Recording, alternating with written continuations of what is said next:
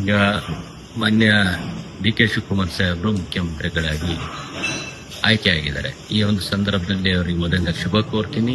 ಈ ಒಂದು ಸಂದರ್ಭದಲ್ಲಿ ಏನು ಹೈಕಮಾಂಡ್ ಎಲ್ಲ ಒಂದು ನೂತನವಾಗಿ ಆಯ್ಕೆಯಾದಂತ ಶಾಸಕರು ಏನು ಹಳೆ ಮೇರು ಹೊಸ ಚಿಗುರು ನಿಟ್ಟಿನಲ್ಲಿ ಹೊಸ ಯುವಕರಿಗೆ ಯಾರ್ಯಾರು ನೂತನವಾಗಿ ಆಯ್ಕೆಯಾಗಿದ್ದಾರೆ ಅವರಿಗೆ ಸಚಿವ ಸ್ಥಾನ ಕೊಡಬೇಕು ಅನ್ನೋ ಒಂದು ನಿಟ್ಟಿನಲ್ಲಿ ಏನು ಮಾತಾಡ್ತಾ ಇದೆ.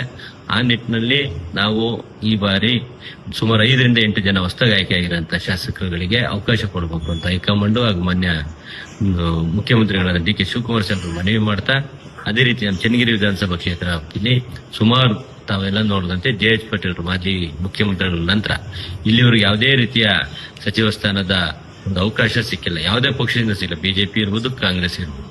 ಆದ ಕಾರಣ ನಮ್ಮ ಸಚಿವ ಸ್ಥಾನ ಸುಮಾರು 25-30 ವರ್ಷ ಚನ್ನಗಿರಿ ವಿಧಾನಸಭಾ ಕ್ಷೇತ್ರ ಸಿಕ್ಕಿಲ್ಲದ ಕಾರಣ ಈ ಬಾರಿ ಅವಕಾಶ ಮಾಡಬೇಕು. ಜೊತೆಗೆ ಒಂದು ಜಾತಿ ಕೋಡ್ದಲ್ಲೂ ಸಹ ನಾನು ಕೇಳ್ತಾ ಇಲ್ಲ, ಜೊತೆಗೆ ಜಿಲ್ಲಾವರ ಪ್ರಾತಿನಿಧ್ಯನೂ ಕೇಳ್ತಾ ಇಲ್ಲ.